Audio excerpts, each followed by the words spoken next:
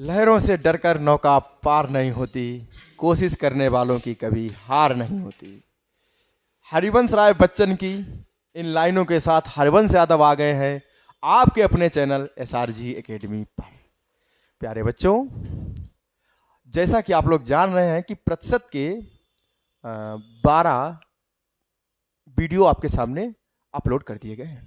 बेटा, अगर किसी भी वीडियो में किसी प्रकार की अगर कोई समस्या लगे या आपको कोई टाइप ऐसा लगे प्रतिशत में छूटा है तो प्लीज़ ज़रूर कमेंट करके बताएं, हम आपको तुरंत वो क्वेश्चन आपको बता देंगे, है ना। अगर आपको फिर भी अगर कोई किसी क्वेश्चन में डाउट लगे तो बेटा आप इस नंबर पे इस जो क्वेश्चन अगर प्रतिशत का कोई डाउट लगे आप उस पर अपलोड कर दीजिए। मैं वीडियो बना के उसका अलग से, अगर आपका सिंगल क्वेश्चन है तो मैं सिंगल क्वेश्चन का वीडियो बना के अपलोड कर दूंगा, ठीक है। अब आज आपका लाभ और हानि का पहला लेक्चर शुरू होने जा रहा है। ये आज आपका पहला लेक्चर शुरू करने जा रहे हैं बेटा, काय का, लाभ और हानि का। बेटा इसको बिल्कुल बेसिक से, शुरुआती लेवल से, बिल्कुल बेसिक से मैं आपको शुरू करूंगा। मुझे उम्मीद है कि आज का वीडियो जो देखेंगे उन्हें भविष्य में लाभ और हानि में कोई समस्या होने वाली नहीं है। तो बेटा बिना समय बताए हुए मैं आज का लेक्चर शुरू कर रहा हूं। अब बेटा देखिए, अगर हम बात करें लाभ और हानि की, बेटा लाभ और हानि का मतलब हो गया कि अगर आप किसी वस्तु को खरीद रहे हैं और बेच रहे हैं, यानी अगर आप किसी वस्तु को खरीद रहे हैं और बेच रहे हैं तो उसमें या तो होगा लाभ या होगा हानि। जैसे अगर हम बात करें, हम 1000 रुपये की कोई वस्तु खरीद रहे हैं और 1200 रुपये में बेच रहे हैं, आप बिना देखे सोचे समझे बता सकते हो सर जी आपने 200 रुपये कमा लिए हैं। सिंपल सा है। और वहीं पर अगर हम बात करें कि अगर हम 1500 रुपये की कोई वस्तु खरीदें और 1400 रुपये की बेच दें तो आप तुरंत कहोगे सर जी ये तो आपने 100 रुपये का नुकसान कर लिया है। अब आपके समझ में आ जाएगा कि 1000 रुपये खरीदी, 1200 रुपये की बेची, तो बेटा इसे क्या कहेंगे, लाभ। इसे क्या कहेंगे, लाभ। और अगर 1500 रुपये की खरीदी और 1400 रुपये की बेची तो इसे क्या कहेंगे, हानि। क्योंकि आपने तुरंत समझा कि 1000 रुपये खरीदी, 1200 रुपये की बेची, यानी 200 रुपये एक्स्ट्रा मुझे मिले हैं, और मैंने जितने रुपए की खरीदी है उससे अगर ज़्यादा रुपए के हम बेच रहे हैं तो बेटा यही हमारा लाभ है, और जितने रुपए की खरीदी है उससे कम रुपए में बेच रहे हैं तो बेटा ये मेरा नुकसान है, ये मेरी हानि है। बेटा आप याद रखना कि जिस कीमत पर वस्तु को खरीदते हैं इसे कहते हैं क्रय मूल्य। इसे क्या कहते हैं, क्रय मूल्य। और जिस कीमत पर वस्तु को बेचते हैं इसे कहते हैं विक्रय मूल्य। इसे क्या कहते हैं, विक्रय मूल्य। बेटा एक बात याद रखना कि क्रय मूल्य को इंग्लिश में कहते हैं CP और विक्रय मूल्य को इंग्लिश में कहते हैं SP, ठीक है। यानी कॉस्ट प्राइस, सेलिंग प्राइस, क्रय मूल्य, विक्रय मूल्य, क्रय मूल्य, लागत मूल्य, ये सब होते हैं जिस कीमत पर वस्तु को खरीदा जाए। अब इधर CP क्या है, 1500 रुपया, इधर SP कितना है भाई, 1500 की खरीदी, 1400 रुपये की बेची। अब आपने देखा कि जब ज़्यादा रुपए की बेच रहे थे तो बेटा लाभ हो रहा है, कम कीमत पर बेच रहे हैं तो हानि हो रही है। आपने देखा कि विक्रय मूल्य बड़ा है, अच्छा विक्रय मूल्य बड़ा है तो क्या हुआ, लाभ। विक्रय मूल्य अगर बड़ा था तो लाभ है, विक्रय मूल्य अगर छोटा है तो क्या है, हानि है। तो आप कह सकते हो कि अगर SP CP से बड़ा है, अगर SP CP से बड़ा है तो इस कंडीशन में क्या होने वाला है, लाभ। इस कंडीशन में क्या होने वाला है, लाभ। यानी लाभ की कंडीशन में, लाभ की कंडीशन में आप कह सकते हो बेटा कि लाभ की कंडीशन में आप कह सकते हो SP जो है वो CP से बड़ा होगा, और हानि की कंडीशन में आप कह सकते हो कि CP इज ग्रेटर देन किससे, SP से। अब लाभ होगा कितना, तो जितना SP ज़्यादा है, विक्रय मूल्य जितने रुपए ज़्यादा है, लाभ उतना ही रुपया होना है, और क्रय मूल्य जितना कम है हानि उतने ही रुपए हैं। क्योंकि हमने 1500 रुपये की वस्तु खरीदी, 1400 रुपये की बेची, 100 रुपया हानि हुई, यानी 100 रुपये कम में बेचा, 100 रुपये हमारी जेब से नुकसान हो गया, 100 रुपया हानि हो गई। और मेरी जेब में 1000 रुपये का खरीदा, 1200 रुपये का बेचा, 200 रुपया मेरी जेब में आ गए, 200 रुपये ज़्यादा थे, 200 रुपये की मुझे बचत हो गई, वही 200 रुपया लाभ हो गया, क्योंकि विक्रय मूल्य 200 रुपया ज़्यादा था। इधर ज़्यादा था तो लाभ हो गया, इधर कम था तो लॉस हो गया। अब जरा देखिए, अब ये 200 रुपये किससे ज़्यादा है? तो 1000 से। 200 रुपये किससे ज़्यादा है बेटा? 1000 से। 200 रुपये किससे ज़्यादा है? 1000 से। 200 रुपये किससे ज़्यादा है? तो 1000 से। तो जब 1000 से है तो यानी लाभ 1000 रुपये में 200 रुपये का लाभ है। अब 1000 में अगर हम 1000 की वस्तु बेच रहे हैं तो 200 रुपये का लाभ है। यानी हम कह सकते हैं कि अगर हम 1000 रुपये की वस्तु बेच रहे हैं तो बेटा कितने रुपए का लाभ है? 200 रुपया का। 1000, अगर इसको हम 100 रुपये में बेचना चाहें तो क्या होगा? तो आप तुरंत कहोगे सर जी अगर इसको हम 100 रुपये में बेचेंगे तो वैसे भी अगर हम इसको ऐसे हटा दें कि 100 रुपये में बेचें तो 0 से 0 कैंसिल, तो कितना हो जाएगा? 20। यानी 100 रुपये पर 20 रुपया लाभ हो रहा। और 100 रुपये पे ही जो लाभ कमाते हैं उसे हम क्या कहते हैं? लाभ परसेंट। अगर हम इसको थोड़ा सा ऐसे नहीं लगाएंगे, क्योंकि अगर हम देखिए 1000 रुपये पर लाभ कितना है? 1000 रुपये पर लाभ है 200 रुपया। 1000 रुपये पर लाभ कितना है? 200 रुपया। ठीक है, तो अगर हम इसमें 100 रुपये पर निकालें बेटा, कितने पर? 100 रुपये पर, तुरंत आप कहोगे सर जी 200 बटे में 1000 गुणे में 100। 0 से 0 कैंसिल, 0 0 कैंसिल, यानी कितना हो जाएगा? 20%। अतः अच्छा ये 200 रुपये कहाँ से आया है? तो 200 रुपये आपने देखा कि एसपी से, यानी इस एसपी से सीपी को घटा दिया गया, और ये 100 रुपये क्या है? यानी इसमें 100 रुपये में मैंने निकाला है।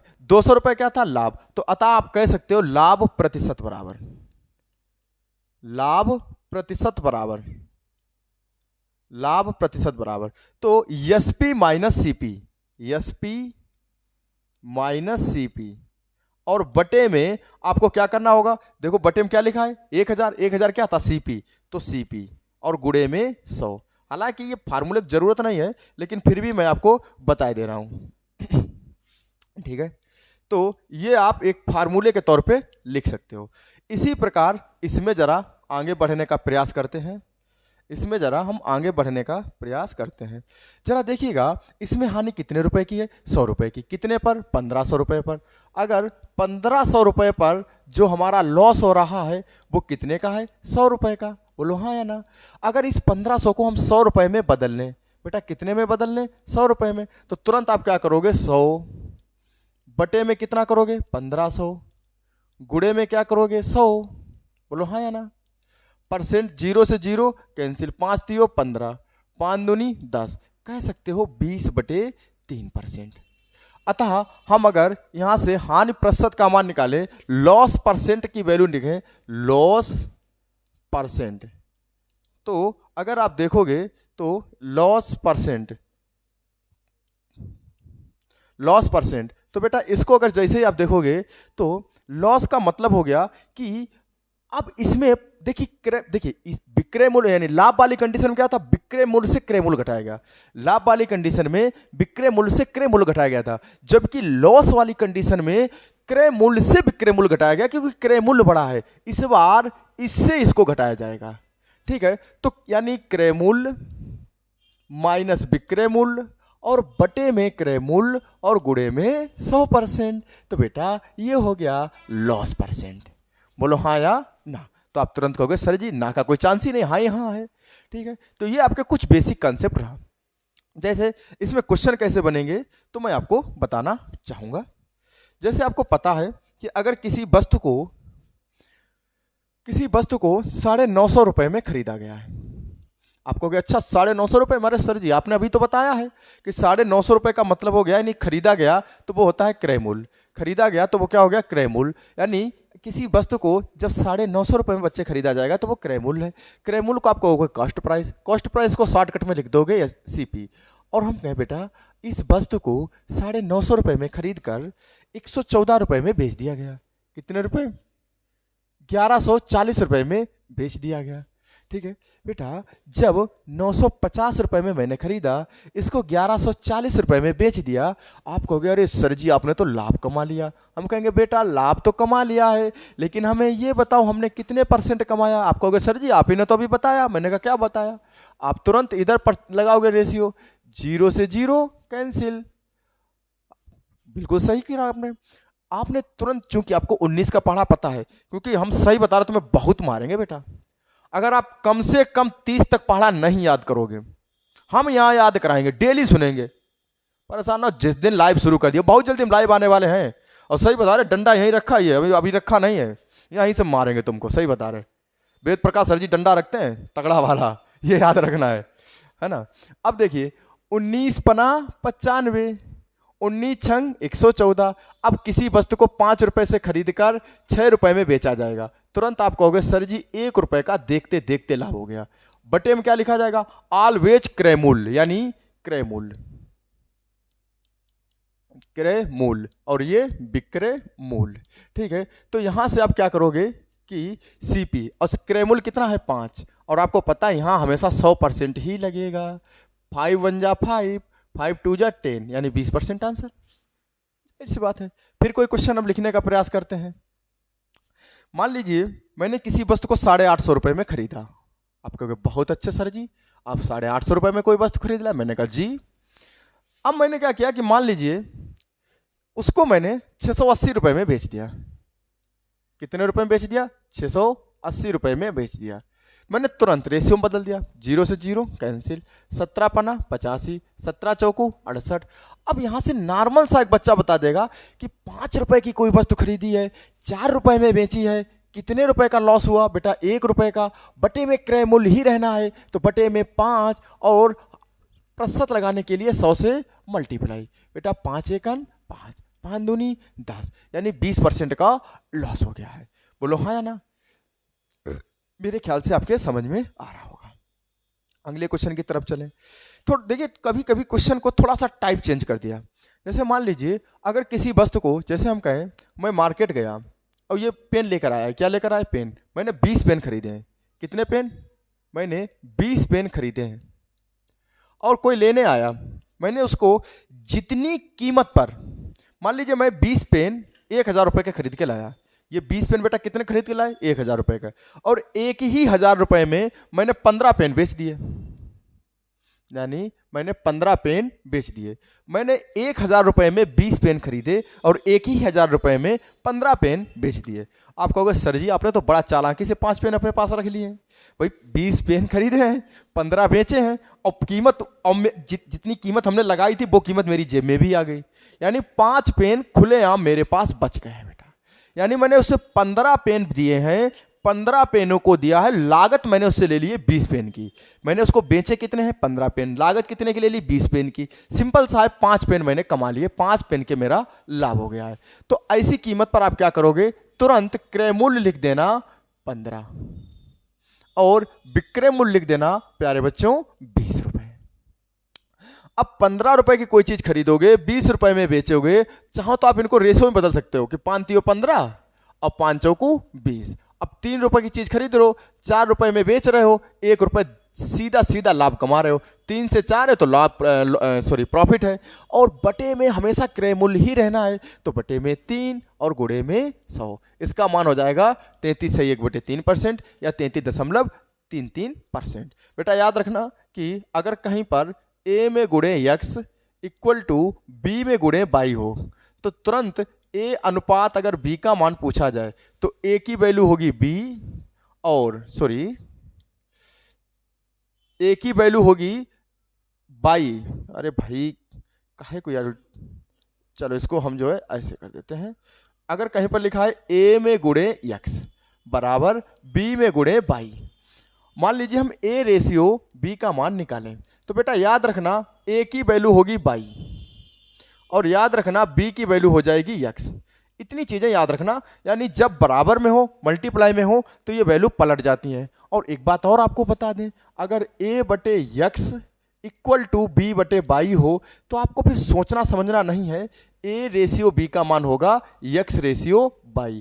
अगर गुणे में हो तो वैल्यू पलट जाएंगी, गुणे में है तो पलटेंगी, बटे में है तो जो जिसका वो उसी का मान रहता है। ठीक है, तो इतनी चीजें आपको समझ में आनी चाहिए। अब फिर हम क्वेश्चन की तरफ चलते हैं। देखिए जो चीजें अगर आपके पास पेन नहीं है तो स्क्रीनशॉट लेते हैं ना, बहुत महत्वपूर्ण चीजें बताते हैं। ठीक है, हाँ, अब आप परमानेंट जुड़े रहें। जैसे अगर हम बात करें कि आपने 36 वस्तुएं खरीदी हैं। कितनी खरीदी हैं? 36 वस्तुएं। ठीक है।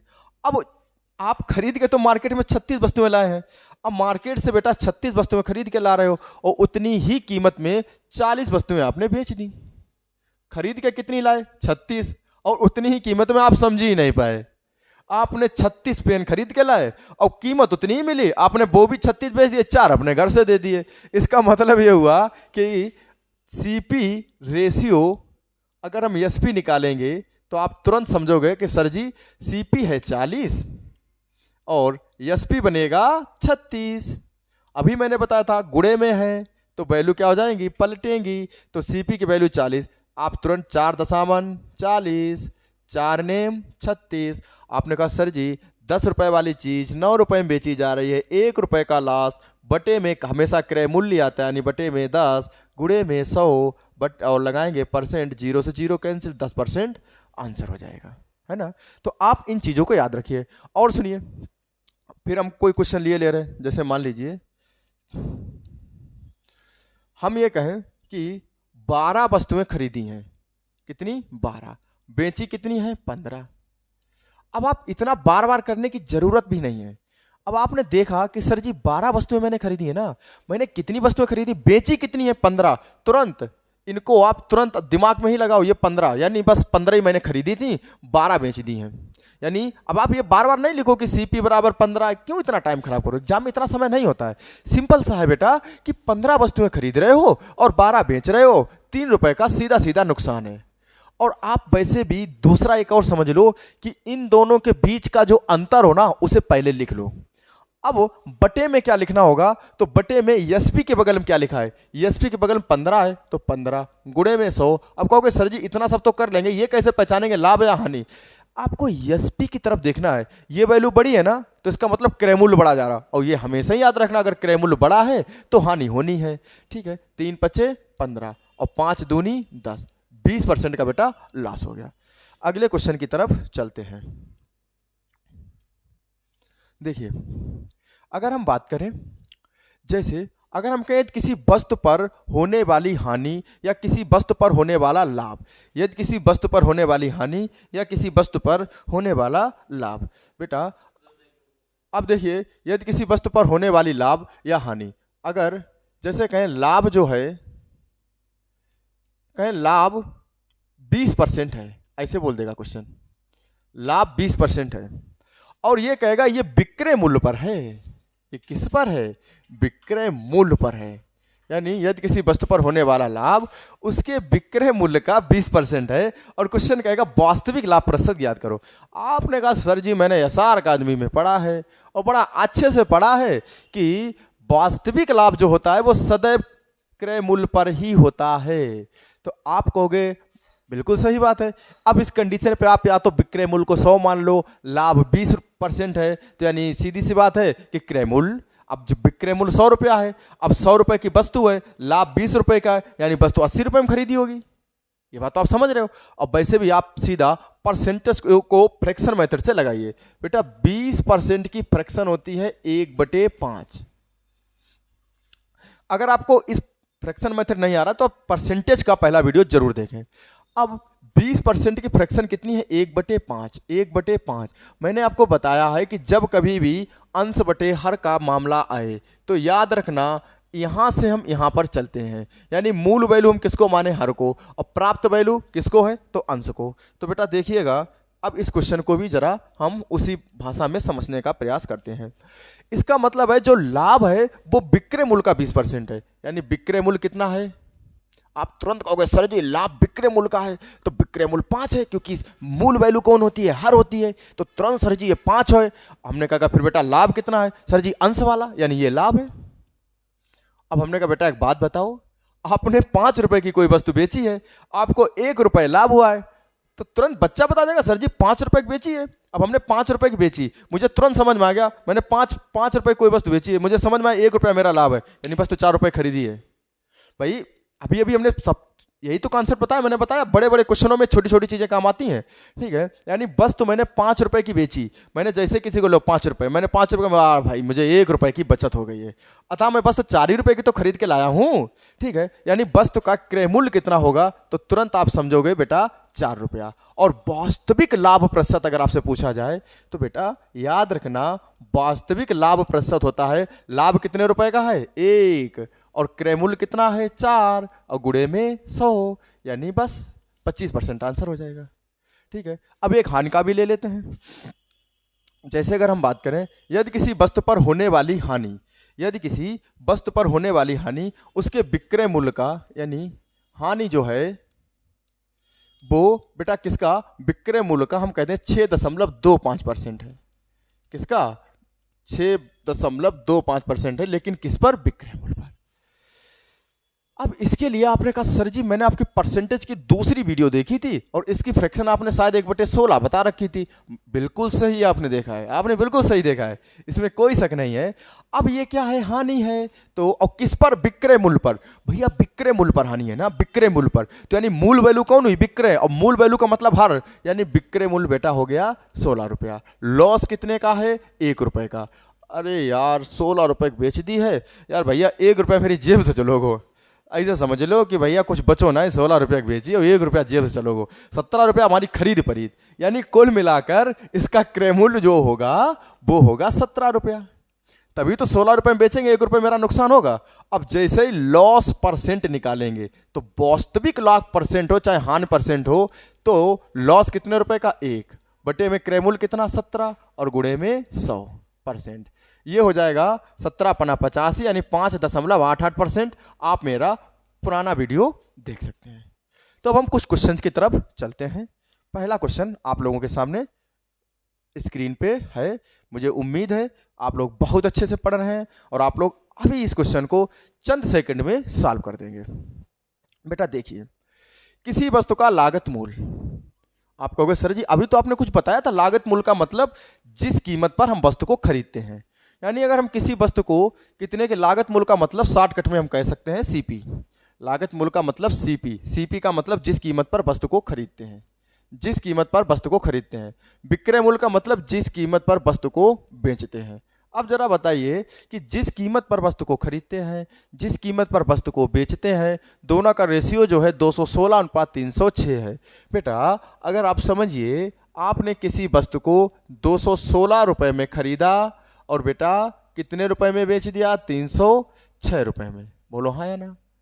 अब एक बात बताइए, आपने 216 रुपये में खरीदा, 306 रुपये में बेचा, आपने कितने ज़्यादा रुपए में बेचा। आप कहोगे सर जी 216 में खरीदा था, 306 में बेचा है, लाभ हुआ है। और हमने कहा कितने का हुआ ये तो बता। आप कहोगे सर जी 6 में से 6 गए 0, 30 में से 21 गए 9, यानी कितना हो गया 90। और हम कहेंगे बेटा इसे परसेंट में निकालो। आपने कहा सर जी परसेंट में निकालने के लिए आपने बताया था बटे में हमेशा क्रय मूल्य आएगा, आपने तुरंत 216 रख दिया और गुणे में 100%। बेटा एक बात याद रखना, अगर किसी संख्या के अंतिम अंकों का योग 9 हो जाए तो वो संख्या 9 से विभाज्य होती है। 6 और 1 7 2 9, इसका मतलब 9 से विभाज्य है। 9.90, 9 दूनी 18, बचे कितने 3, 9 चाक 36। अगर हम इसको डिवाइड करेंगे 24 चौकू 96। अब जरा देखिए 4 से केवल एक ही विकल्प ये मिल रहा है और कोई विकल्प मिल नहीं रहे हैं। बेटा आप अपनी कैलकुलेशन करते रहना, मुझे भरोसा है कि इसका आंसर 41.66% आने वाला है, और जो कि क्या है लाभ है, जो कि क्या है लाभ है, यानी प्रॉफिट परसेंट है। अरे भाई ये रहा, ठीक है। आप जैसे इसको कैलकुलेशन करोगे तो जैसे आपने देखा है कि इसको करेंगे तुरंत आपको पता चलेगा। अगले क्वेश्चन की तरफ हम मूव करते हैं। अरे वाह, अभी क्वेश्चन यही बताया था, यदि किसी वस्तु पर मिलने वाला लाभ उसके विक्रय मूल्य का 2/7 है। बेटा आपने जैसे ही देखा कि लाभ विक्रय मूल्य का 2/7 गुना है, लाभ विक्रय मूल्य का 2/7 गुना है। लाभ किसका, विक्रय मूल्य का, लाभ विक्रय मूल्य का 2/7 गुना है। तो प्यारे बच्चों लाभ विक्रय मूल्य का 2/7 गुना है। अगर विक्रय मूल्य 7 रुपया है तो लाभ 2 रुपया है, सिंपल सा है, क्योंकि लाभ किसका है? विक्रय मूल्य का। यानी मूल वैल्यू कौन बना? विक्रय मूल्य बना। और मूल वैल्यू हमेशा हर को मानी जाती है, अंश को हमेशा प्राप्त वैल्यू मानी जाती है। तो लाभ जो है वो कितना है? 7 रुपया। अब हमने 7 रुपये की वस्तु को बेचा है। मैंने कहा भैया ये ले जाओ मार्कर, ये 7 रुपये का है। और हम खुश हैं आराम से कि मुझे 2 रुपये मिल गए, मैंने 2 रुपये कमा लिए हैं। आप बिल्कुल बिना सोचे समझे कहोगे अच्छा इसका मतलब आप 5 रुपये खरीद के लाए हो गुरुजी। आप 5 रुपए के खरीद के लाए हो, 7 रुपए का बेच रहे हो, यानी लाभ 2 रुपए कमा रहे हो। और हम कहेंगे, कह रहा है तो लाभ प्रतिशत बताओ। तो बेटा लाभ कितने का था? 2 रुपए का। बटे में, और प्रतिशत यानी वास्तविक लाभ की जब कभी भी बात की जाएगी तो बटे में हमेशा क्रय मूल्य रहने वाला है। तो बटे में क्रय मूल्य और गुणे में 100। 5 से डिवाइड करोगे, 5 दूनी 10, 20 दूना 40, ढूंढो कहीं पर, ये मिल गया।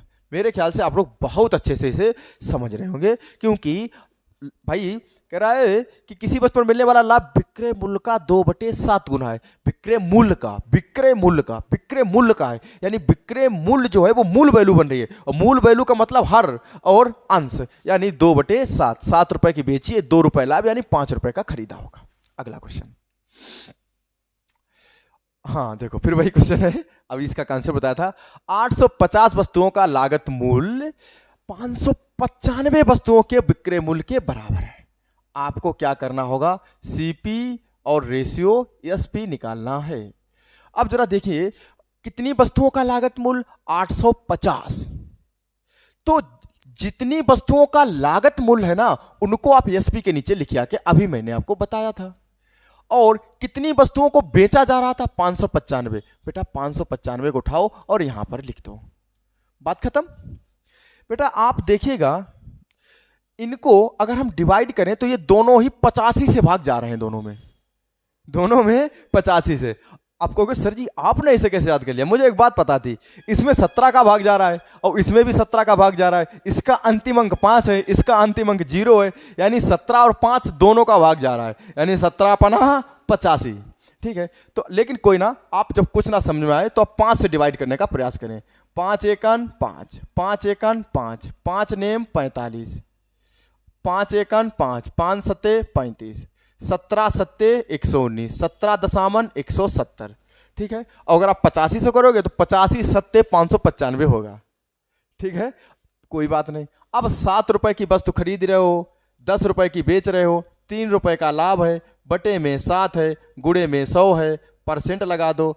अब जरा देखिए कि 300/7, 7 चौक 28, यानी इनका तो खेल खत्म हो गया।